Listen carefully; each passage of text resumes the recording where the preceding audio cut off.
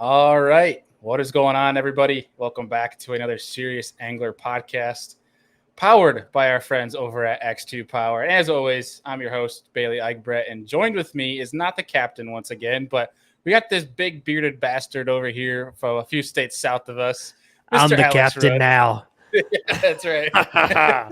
Listen, Mr. first of Rudd. all, the powered by X2 thing, we're going to have to like record something where it's like an old school 90s like radio station where it's just like powered by X2, like or something like that. We need that in here, like Sunday, powered by Like X2. that like Yeah. disc start Yeah. DJing. Yeah. Oh yeah, we need that. Yeah. I like that. But no, yeah, man, I'm here. I'm excited. We're gonna have a good time. We're gonna talk about some stuff. What stuff? I don't know yet. Everybody's probably read the title of this podcast and figured it out Alex by now, hasn't. but I haven't. I just show up with a smile on my face and talk about whatever I'm asked to talk about. Yep. Just texted Alex. I'm like 8:00. Be there. Otherwise, we're not friends anymore. Oh please. I only No have notes. like 0, so I need one at least, please. I just need one friend. One friend's all I need. Oh, It's like today's good. Bailey's my friend. No, I'm not. But don't tell Alex that. Yeah, that's right. Just be my friend on Facebook. That's all that matters. Yeah, that's right. All right. Well, dude, today obviously it's gonna be a pretty fun show, and I think it's gonna be a show where it's going to lead to a much deeper dive where we're gonna get like a few different guys, few different specialists on here to really like dial this down, because the dog days are for folks like me, the dog days of summer is like Alex just mentioned, it just pointed to, it is right now. It is right now. Yeah, it is today. Yeah. And it's when things can get really tough. Well, like for certain parts of the country, right? Where sometimes the summer, I mean, it's brutally hot for typically everybody, but the fishing can get really, really tough, especially I feel like the further south you get. But everyone has their different version of tough, whereas the bite slows for us, but we can still typically catch them on a bunch of different things, a bunch of different techniques, a bunch of different times. Whereas like for you, it's like you got a specific window, you got to be throwing the exact right bait, and you're catching 5 to 6 fish a day, and you better capitalize on it, otherwise you're screwed. Exactly. It's rough. I mean, I was telling you before the show started, surface temperature of 89 degrees yesterday is what I saw. I mean, and so it gets so hot that I always tell people, I said, it's just like us. If we're hot and we don't want to be out in the heat, well, guess what? Fish are the same exact way. And they get lazy and they get lethargic just like we do. Like you want to sit inside in the air conditioning this time of year. You don't want to go out and work in the yard. And, these fish, they're the same way. They don't want to have to go work for food. They want to sit in the shade and they want to wait till something just like literally hits them in the nose. You know what I mean? Yeah. Yeah. And that's where it's like your turmoil of an angler is where you're like, do I fish fast? Do I fish slow? I mean, typically in certain situations, especially if you're on a ledge per se, you want to have a combination of both. But then it begs the question of which do I start with? Which do I follow up with? What signs of these fish, will tell me one thing or the other. And we did a show a little while ago. Honestly, it was actually more like over a year ago with Buddy Gross. And he kind of did a little dive on ledge fishing. And I'm curious, your take on this is he likes to start with like a football jig before he picks up a deep crank. What's your take? Do you start fast? Do you start slow? I start fast every time just because I'm like a squirrel on crack. I mean, if I can listen, if they will bite that plug, like I want to start with that first. You know what I mean? Like I want to start with a dredger and I want to fish it as fast as I can possibly reel that thing. And if they'll eat it doing that, then that's what I'm going to do. And I'm going to catch every fish out of the school I can until they're just done with me. You know what I mean? Right. So I start fast, then go slow. Some people are different. That's just how I like to do it. Now, will you try to follow up? I know you're a big Ned head. You're a big Ned guy. So will you follow up with that at all? Or are you just going to move on once they stop biting the plug? Man, it just depends. Like I think what's interesting is like if I'm seeing the size class of fish that I'm wanting to see out of a school, then yeah, I'm going to sit down on it for a little while and I'm going to keep throwing something at them. You know what I mean? A great example is when I was with Mikey when we were on Gunnersville. We were on a school of good size fish. And like, first couple cracks with that dredger, I catch like a 2.5 and a 3. And then, like the 5th or 6th crack with that thing is a 5.5 pounder. And I was like, oh, so those bigger fish are there, and sometimes when the water's warm and we get into the dog days of summer, those bigger fish, even though they're deep, and I want to get into kind of how water temperature affects how these fish act, even though they're deep and that water temperature is a lot cooler down there, they will still just be a lot less. I wouldn't say aggressive. Aggressive is not the right word. They're just a lot less willing to go out of their way to eat something unless it's like right on top of them. And I think sometimes, you can crack off a few, get the school fired up with a deep diving crankbait, but you're going to have to slow down, with the Ned, with the worm, with the jig, with something to get those big, big ones to actually go, okay, this is worth me swimming over and picking this thing up off the bottom. So, yeah, I mean, it just depends. If I pull up on a school and just it's 1 and 2s and 1s and 2s and 1s and 2s, I'll go on to the next one. It's fun to catch them. But if you're like looking for that bigger than average fish and you're in that mindset of, hey, I've got to find those bigger than average fish, look for that size class, because normally they're gonna school together in a size class too, which is fascinating. I've always noticed that. Like if you catch a 2-pounder, normally like a mass majority of them are going to be 2-pounders. I don't understand why they do it or how they know to do it, but down here that's something that happens. Now here's a question on that. So I feel like ledges could be different though, right? Because you could have big fish mixed in. They might not hang with the majority of the school, but they'll be there. Is that correct? Whereas, it can be. It depends. It really does. It depends on the school, how big the school is, how the school's setting up, how the current sets up. I mean, that's a whole show within itself right there. Right. Yeah. But like, let's take take a cut, right? You take there's a small cut, not like one that takes you a decent amount of time to break down, and you eventually figure out a specific section or a specific structure, cover, however you want to call it, that they'll sit on. But one cut, I mean, will you find that if you're catching 2-pounder, will that whole cut have only 2-pounders, or is it will it break up in terms of size of fish? I know this is getting away from fast for slow, but I'm just curious on what you've seen, if you find that they group up in a specific area by size.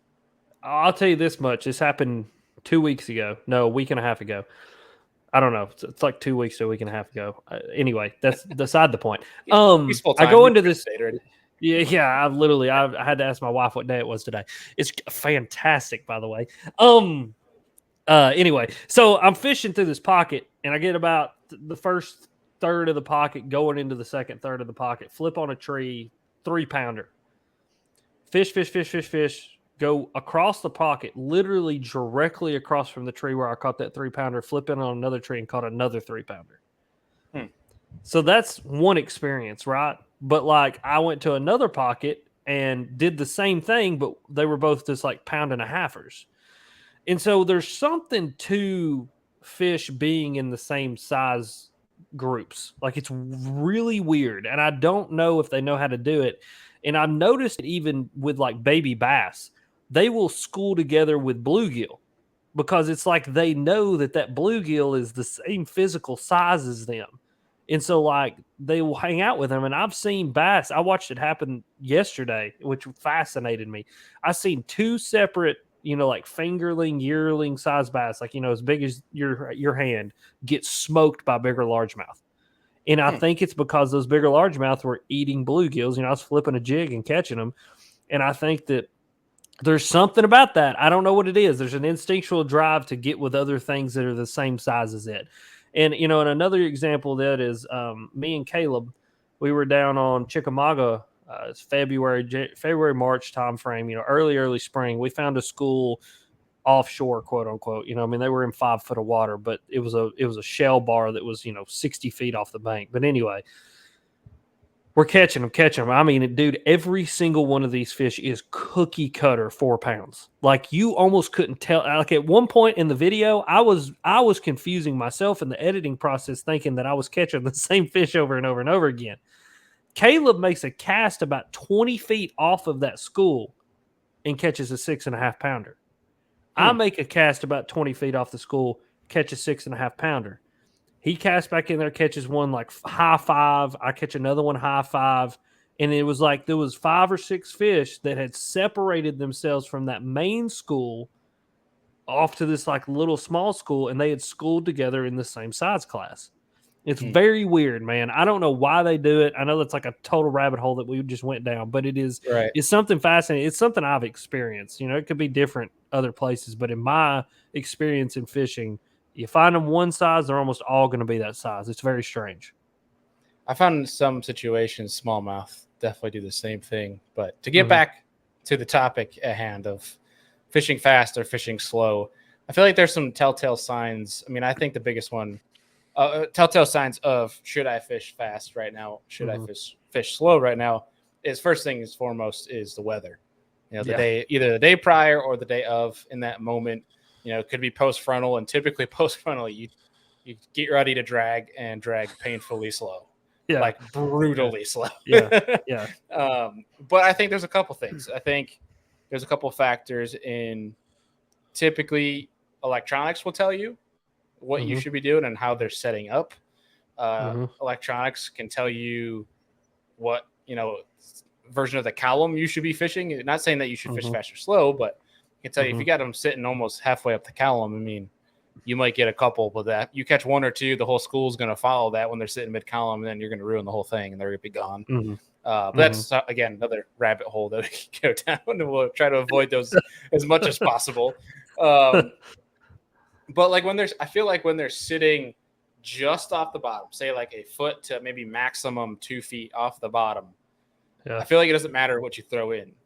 I feel like there's very minimal cases where, and Buddy Gross touched on this a little bit, where if you throw a plug in first thing and you burn through that school, that some of them will actually spook from the plug. I think that's why he mentioned he usually starts with a football jig or a worm. Whereas other people think to start, and I mean, I've felt it that way too. But I've actually really been experimenting with this. Is some people like to just start fast. To your train of thought of, I'm going to fish fast. I'm going to fish, I'm going to cover water until, they tell me different. If they're eating it, I'm going to keep throwing it. Whereas say you just find schools though, I mean, there might be an instance where you might want to start slow and then clean up house with the crankbait. I think Mikey has, our buddy Mikey Balls has that same train of thought where he usually starts out like mega slow, like small, tiny Ned little rig, for like 10-pound largemouth though, like small Nico rig, where some people think slow, they think 10-inch worm, football jig, Carolina rig, something like that. Where starting out with a whole thing, spinning around. And going down that train of thought, I've always said this: big fish didn't get big by being stupid. Right. And I think oftentimes with big fish, it's hard to get them to react, but so you have to trick them. And that's really the two, main ways you're going to catch a fish. You're going to get them to like essentially go brain dead and just like attack that thing. When you get a fish to react, essentially their brain goes blank. Like it is a literal, they cannot control themselves but to try to kill that thing when they react to something. Their brain just switches into murder mode. Or you're going to trick them. You know what I mean?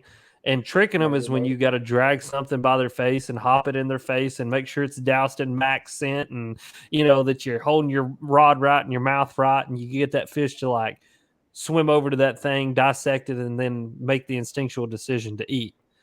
And so that's kind of like, I think that's big fish. Again, they didn't get big by being stupid, and I think sometimes unless you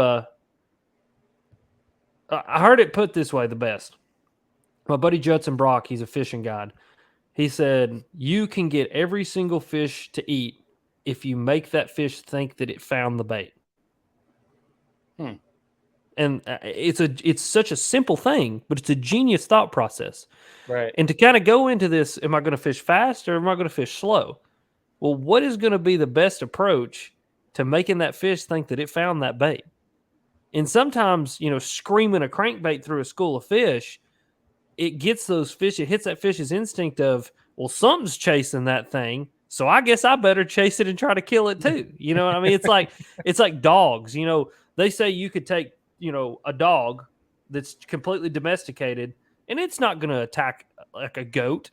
But if you put that dog with 5 other dogs that are all domesticated and they all start chasing that goat, there's an instinctual, like, predatory drive to all go chase the goat and kill the goat, even though they have no intention of, like, being wolves or doing it. But it's like that core wolf inside of them comes out. Right. Bass are even more simplistic than that in the lizard brain way that their brain works, that if one's chasing it, then we all must chase it.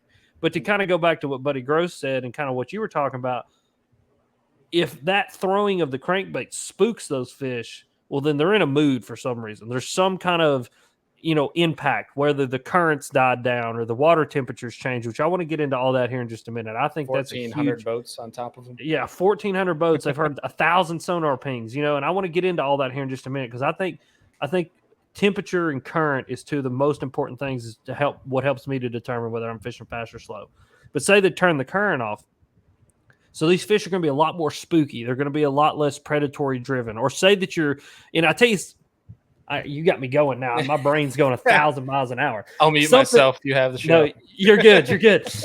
Another thing that happens too is, like, okay, let's go with this current situation. Like, there's current in a lake. You're fishing a river ledge with current going over the top of it, right? So if you have the current, what the current does is two things. Number one, it's going to position the fish.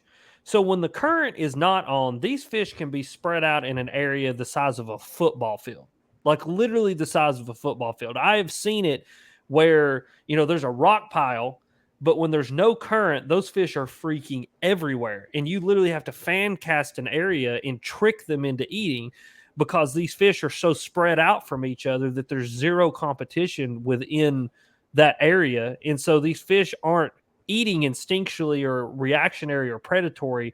You're having to trick them into eating this thing that you're presenting to them. Right. Whereas when that current gets turned on, and it's even like 1-2 miles an hour current that's pulling over this rock pile, every single one of those fish that was in that football size area condenses to behind that rock pile, because it's a current break and there's an instinctual drive to sit there, because that current does the second thing, which is start bringing that bait fish through that area. And so all those fish, they stack up in that one spot together. And when they all get together, I'm sure there's like a word for this, like a scientific name, but it's just like a pack of dogs. When you get them all together is when, like, that instinctual, it's competition, man. It's instinctual. It's like, hey, there's a bunch of us together. We all got to eat. So I got to be more aggressive than the guy next to me. Right. And I think that really helps you to determine, in a situation like that, am I going to fish fast or am I going to fish slow? And just like you said, there's a lot of factors, but in that situation in particular, for me, if I have current, and that can be man-made, that can be natural, that can be coming out of a river, coming out of a creek, whatever it is, even wind just blowing through an area, that is going to make those fish condense. And so that's really, if I don't have that, if I don't have current, if we're post front, if we're bluebird, slick calm, dude, you're going to have to drag. You're going to have to fish slow, because those fish are just going to be more spread out. They're going to be less willing to eat for a lot of different factors. But I think one of the biggest factors is that they're just not together. But when you do have that current and they're condensed together and you have that reason for them to be together, then, hey, it's time to get something out and, like, do what I love, which is fish like a squirrel on crack and go, go, go, go, go, go, go. You know what I mean? Yeah. I mean, I think if somebody said it was Rick Clunn that said, like, current is always either the constant or negator, or something like that. I can't remember the specific term, but current basically, if you have current, you're always going to catch them. Yeah, basically always going to catch them. Current. I mean, like, when I was growing up, my dad, I've been fishing for as long as I can remember, and even still to this day, my dad goes, "What's king? Current's king. What's the three most important factors in fishing? Current, and current." Like, dude, our entire existence in me Tennessee, you're a river rat without telling me you're a river rat. I mean, dude, the entire existence in Tennessee just centers around, is there current? Okay, there's current. Let's go catch them. You know what I mean? Like, it's just, it is awesome. What it is. Yeah. I mean, I think that goes back to, what we're talking about here. When we talk about current is, don't worry about going fast or slow. Basically, you could start, fish your confidence in terms of current, but then you can always slow down. You can always speed up. Basically let the fish tell you what they want, because if there is current and there's fish, they are going to eat something. Yes. There really isn't, I don't think, a wrong answer in terms of current. Whereas when we talk about more lakes that don't have that, constant current, I should say, we'll get into, they have different types of current, obviously we'll get into, but there really isn't a wrong answer is really what I'm trying to get. There's always a better answer in terms of what's going to catch you more fish, bigger fish in a river system, but you really can't go wrong. I mean, throw a wacky rig versus throwing a plug versus throwing a topwater, you're going to catch something. And that's all very situational. I mean, it's just that's your X factor. You know what I mean? That's that factor that, like, people will ask me a question and I'm like, well, where do you fish? Where are you from? What time of year? That's that X factor of, like, just know current is king. Now go figure out that specific bite in the current. You know what I mean? Yeah. And so, in switching gears and talking about a lake, or, I mean, I guess you could still take like the TVA, which I feel like that system is its own exception to the whole country, just acting completely different. But a lake that doesn't have that natural current, you're going to have windows, and the windows are going to be completely different in terms of whether you should fish fast or fish slow.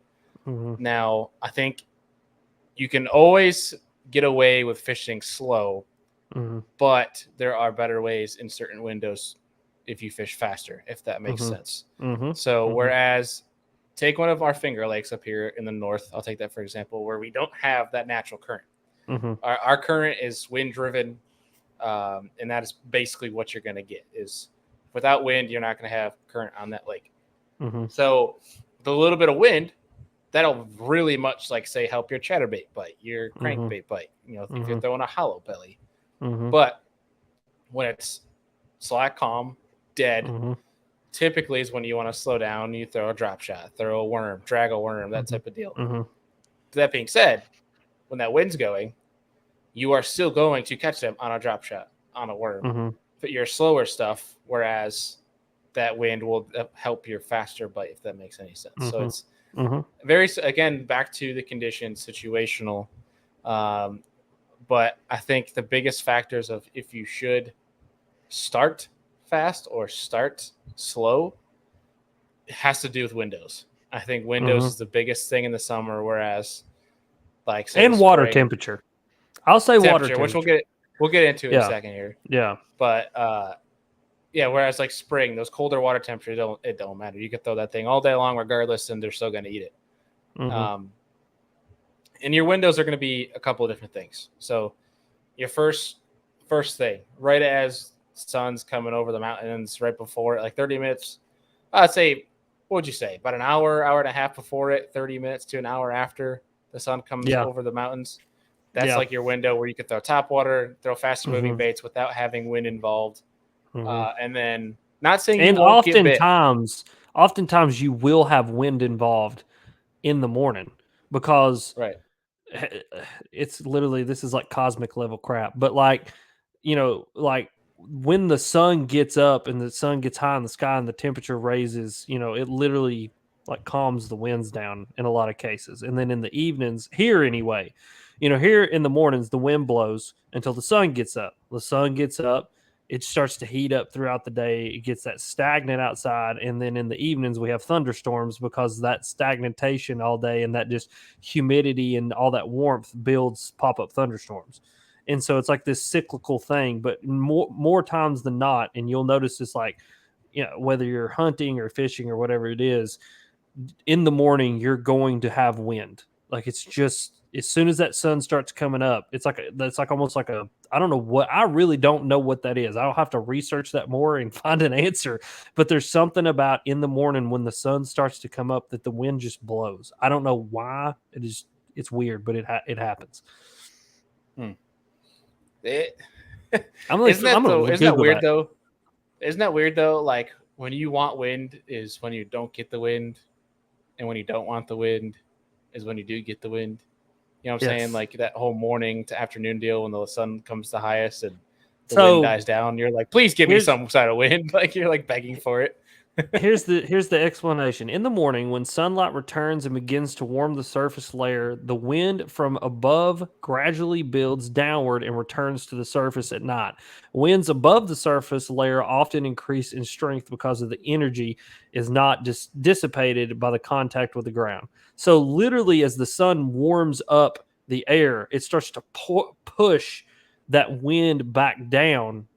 And I guess I don't know why. I guess maybe the warm air pushes up and the cooler air pushes down, and it creates that wind. But the wind does blow in the morning because the sun, I guess, starts to warm up the air and force that energy down back onto the earth.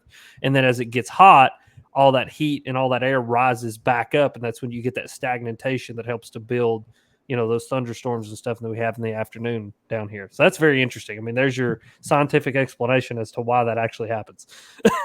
Alex Rudd, scientist.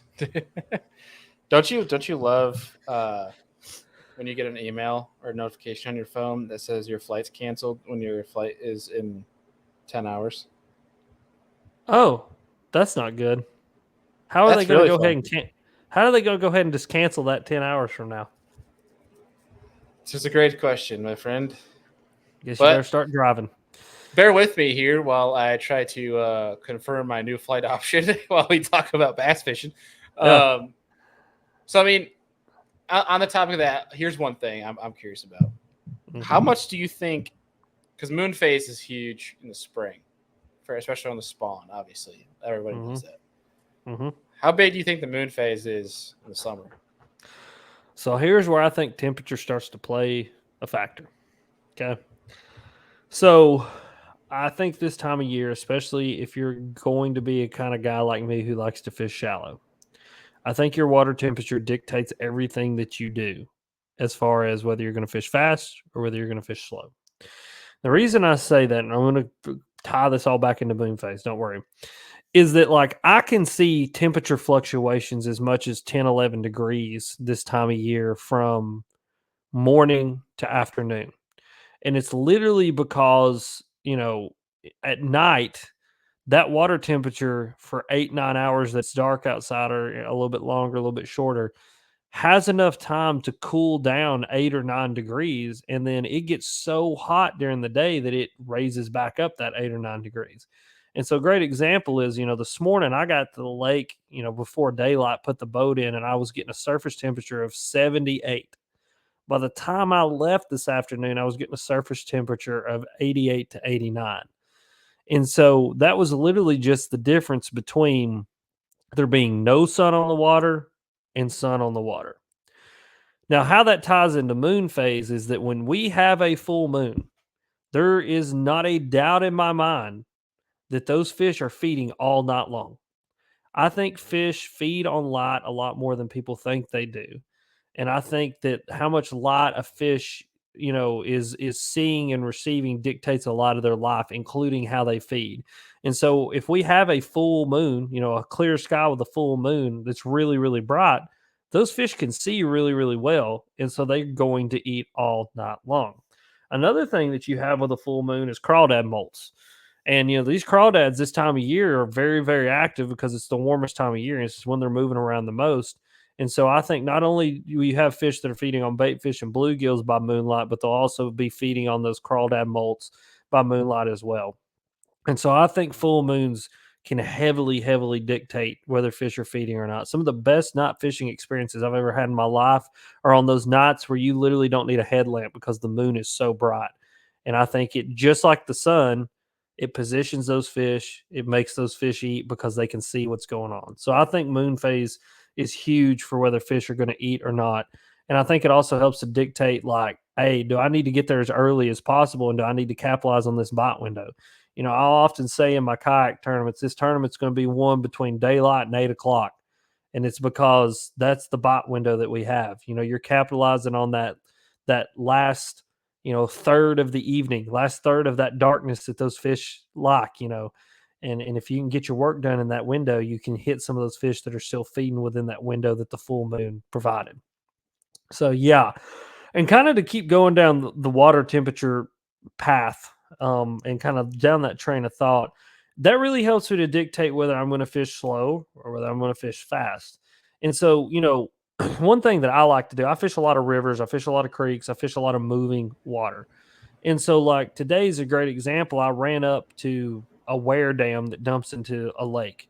Well, when you run up to that wear dam, that water is coming out of the mountains. It's coming out of creeks and out of a river. And so, temperature there was 73, 71 to 73 compared to Main Lake where it was 85 to 89 degrees. Well, when I get up into that 70-degree water, first thing I do is pick up a spinnerbait. First 4 casts, I crack a 3.5-pound smallmouth. And so, like, that water temperature change and that moving water, that current, going back to that whole current thing, that moving water inherently, that surface temperature, not only is it going to be lower because the water's moving, but because of where it's coming from as well. And so in that scenario, I'm fishing fast. And even when I pick up something that's quote unquote slow, I'm still fishing it fast, like a flipping jig. In, pump it twice, out. Just go, go, go, go. I mean, like move, move, move, move. You know what I mean?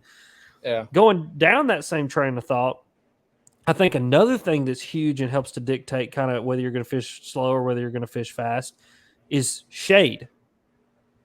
It's amazing. And I would implore everybody to do this sometime. Whether you're swimming in a lake or hanging out or whatever, literally swim out in the main part, out in the sun, and then swim under the dock and feel the literal temperature difference between out in the sun and under the dock. This time of year, if you're getting an 89-degree water temperature, in the sun, it could be literally 5, 6, 7 degrees cooler up under a dock. It is actually really fascinating, and it's something a lot of people don't realize.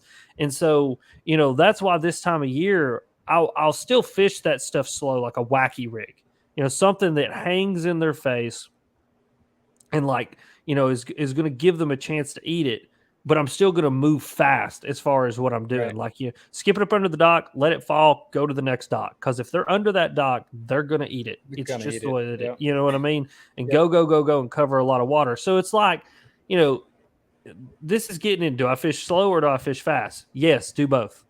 Fish slow in a fast way in scenarios like that. If we're not talking about offshore, if we're just talking about, on the shore, we're talking about shallow fishing, the kind of stuff I like to do. If you don't have river current, if you don't have cool water, then slow down, but fish fast. Hit a lot of targets, hit the shade lines, hit those areas where those bass want to be. Because, again, just like us, we don't want to bake in the sun. Like, I don't want to go sit in my front yard out in the middle of the sun and just sit there when it's 98 degrees. I would much rather sit up under the shade of the tree that's in my front yard because it's going to be cooler, it's going to be more comfortable, and the fish are the same exact way.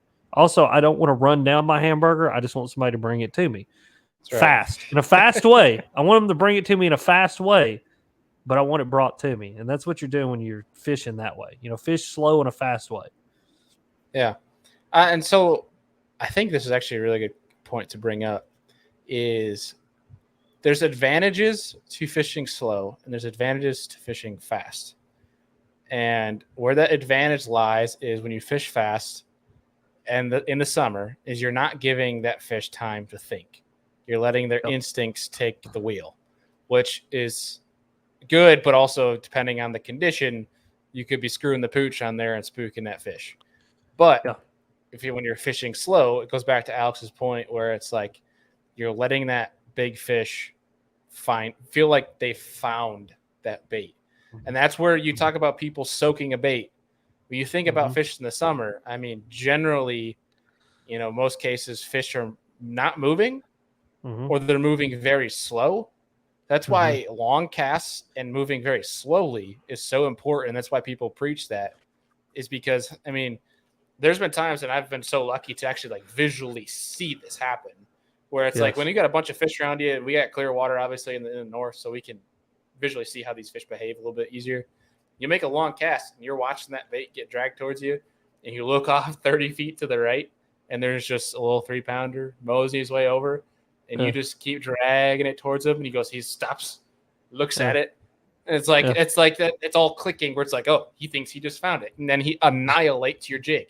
Like it's just one of those things where, I mean, that's where there is coming to fruition of he found it. That's why if you can sneak up on a fish and you're sight fishing and you come behind that fish, you're going to catch that fish. Yes. As long as you don't like splash the water to high heaven and completely mess up everything, you're going to catch that fish because you have the element of surprise. And that's where I think that factors into the same realm of letting that fish find your bait.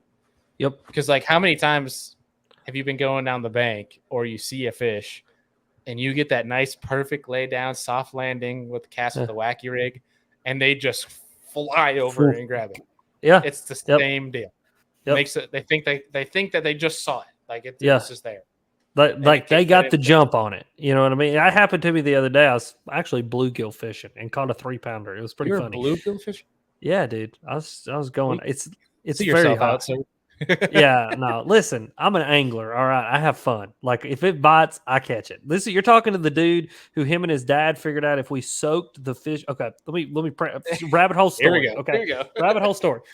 So we were staying at this resort down in Florida, and I love it. We were staying at this resort down in Florida, and at this resort there was a pond full of tilapia, and there was a competition on catching tilapia.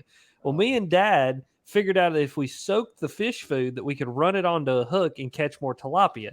And we won the fishing competition and won like a $20 gift card to the ice cream shop that was in the resort. It was great. But anyway, That going up on your wall? It may still be there. I don't know. That's still like one of the greatest, like it's core memories right there. But anyway, that's amazing. I'm throwing this little cicada bait, like little bitty tiny cicada bait on an ultralight like bluegill rod. I throw it up on the bank. And in the thing with the cicada bait is you got to like really just whip the piss out of it. You know what I mean?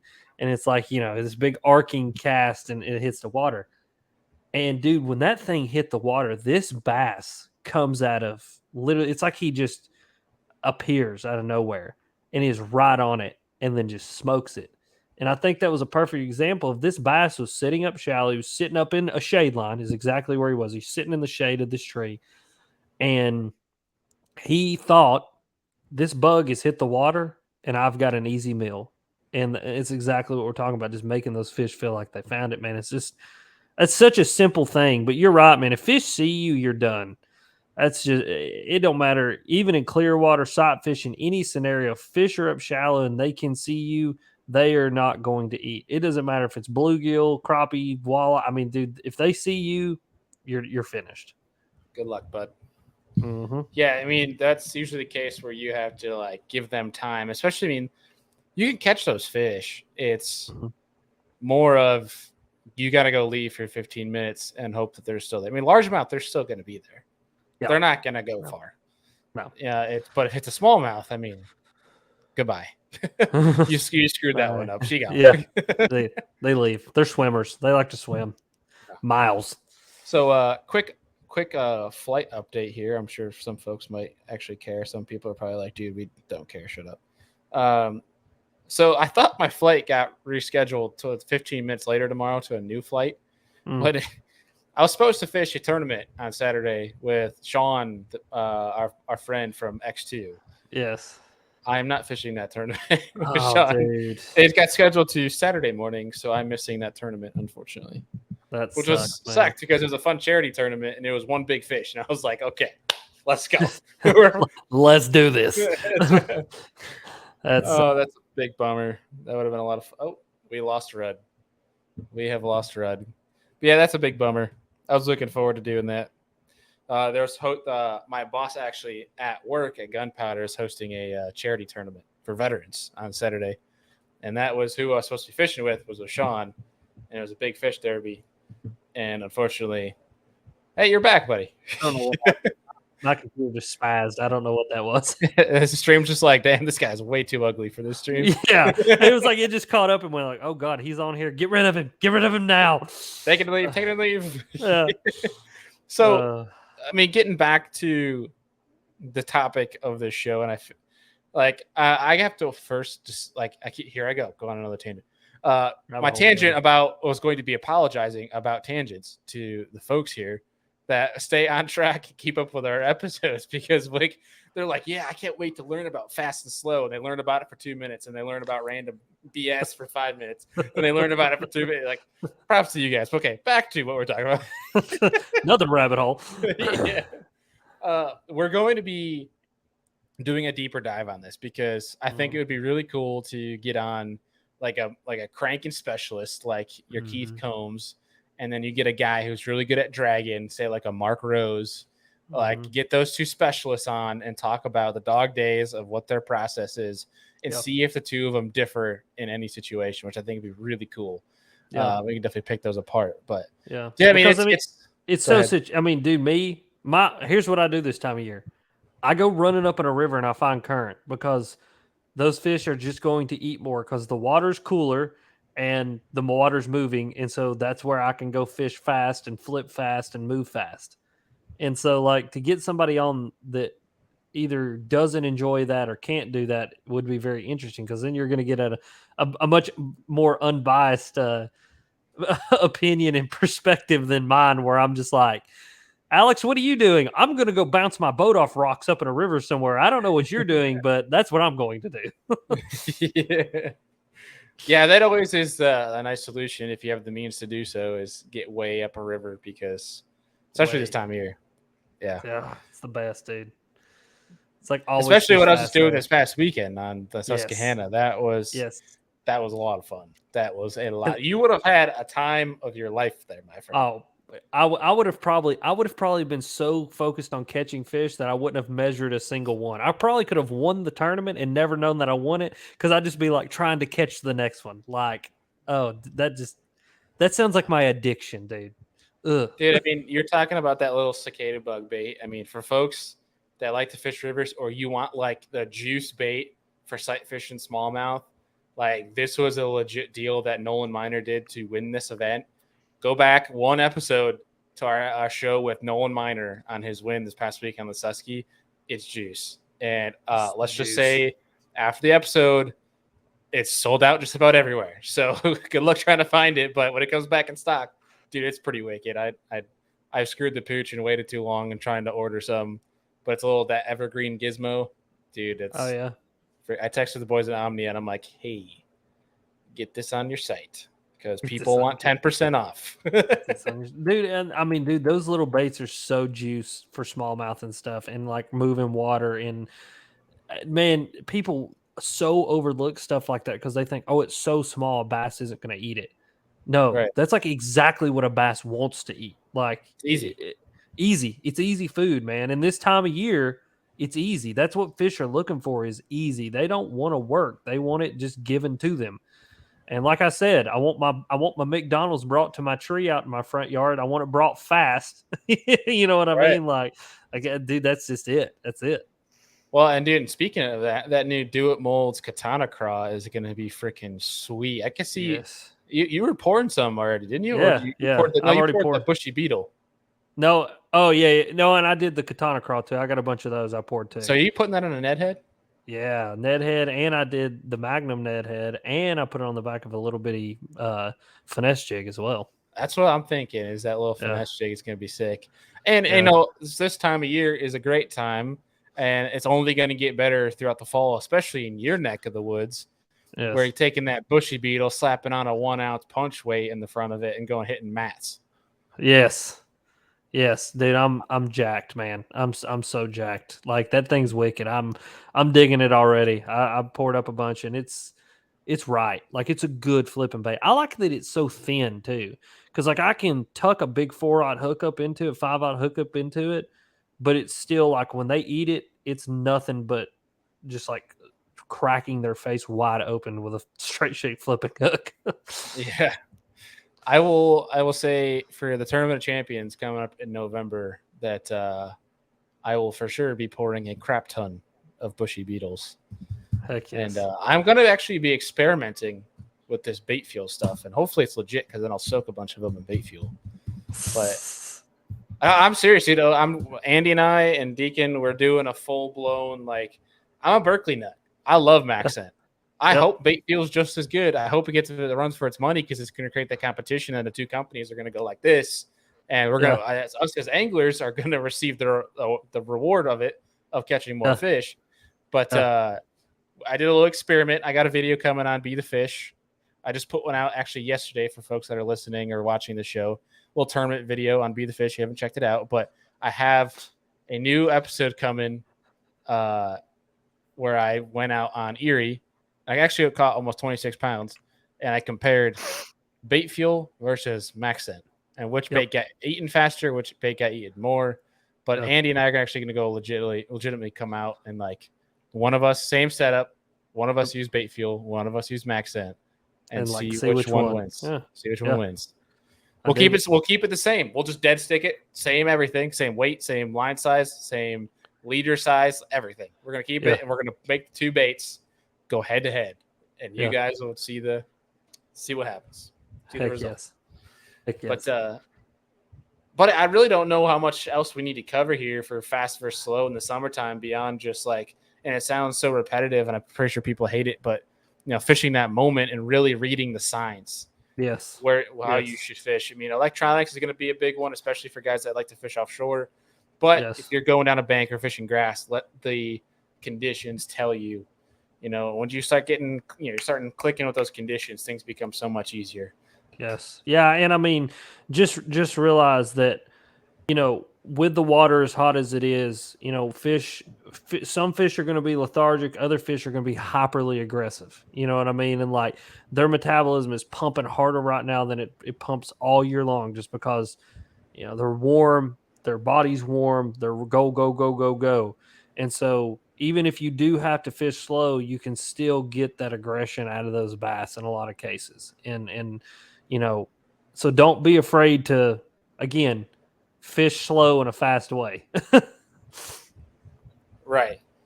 And that's where that do you have one yet, that new Revo Rocket spinning reel? I don't. I still need to get one. I told Mitch I wanted one. I don't know what happened. That must have got lost in communication somewhere. I did get a couple new rods today, so I can't complain, but I do need one of those as well. That is a reel that will help your fish fast slowly, if that makes sense. Yes. Yep. 7:6 to 1 gear ratio.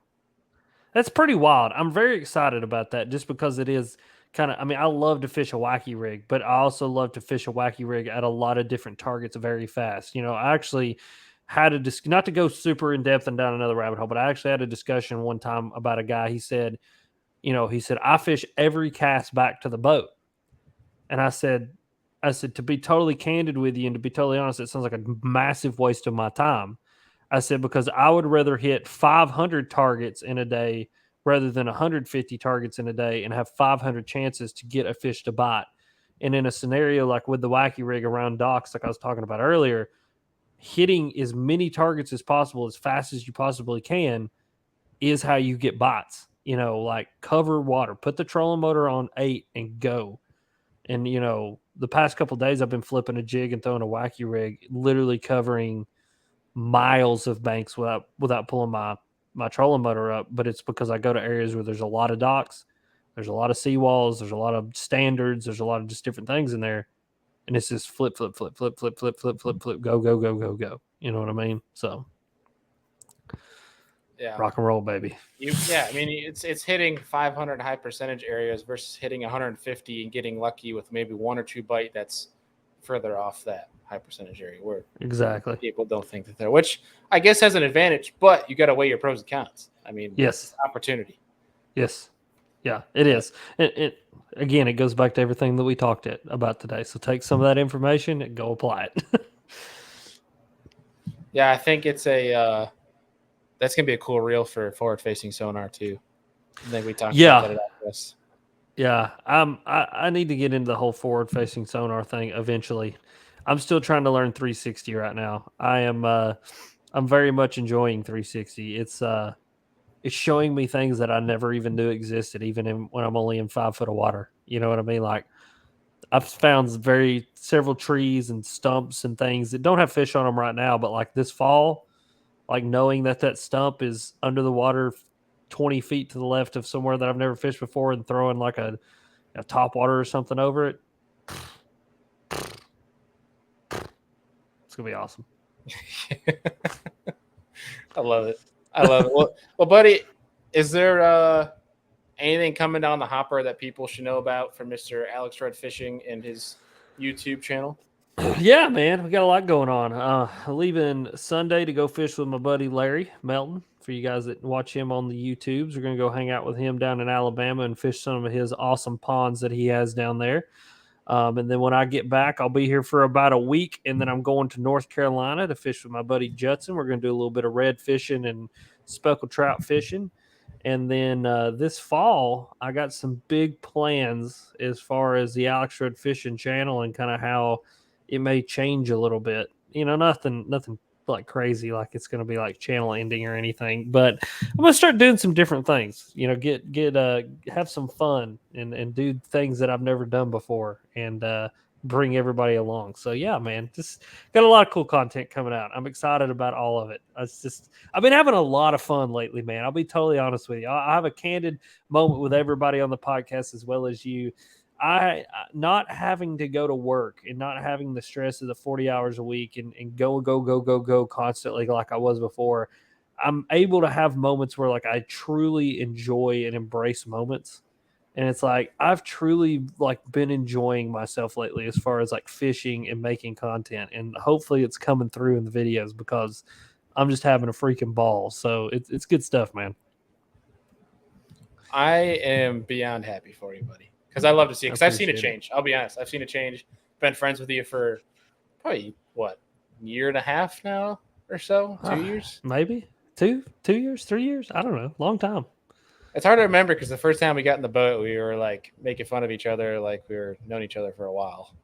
Yeah. Well, we had known each other for at least a year before that, and it's been a year since that. So it's probably been 2-3 years. Yeah, it was like February. Last February, we were fishing together. Either way, basically the point I'm trying to get at is I've noticed a change since you went full time, where it's like you could even tell in your content, you feel free, and I think that's pretty badass, and I'm happy. I appreciate it, man. I appreciate it, buddy. Sky's the limit for you, buddy. If you live under a rock and you have not seen this big bearded beauty, go check out his YouTube channel. It's down in the description. Go subscribe to it. His content is badass. He literally does everything. So go check it out. He catches bass that are bigger than his beard. So try to. Believe it or not. Sometimes. I try. I really do. You seriously should try to hide a fish in your beard just for like a TikTok or something. It'd be easy. I need to use my beard for a lure and hide fish inside of it. Just pull a spinnerbait Dude, out. I'm telling you, you need to make hair jigs out of your beard and sell them. Yeah. What happens when the demand goes up and I run out of beard? It's a legendary item. It's a novelty. So what you're saying is sell a few at a very high price. That's right. And then you'd be like, sorry, folks, we'll be back in 3 weeks. The beard is not long enough yet. Yeah. It's like drop coming in 2.5 weeks. Be ready. That's right. It's like a big swim bait. It's like custom handmade hair jigs. Like it's amazing. I would pay $20 for a Rudd beard hair jig to say I've caught a fish on Rudd's beard.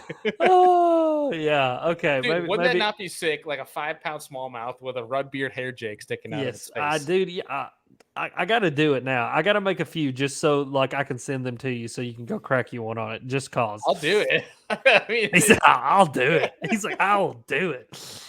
I'll hang that sucker up too. I'll put it in a case and everything. I love it.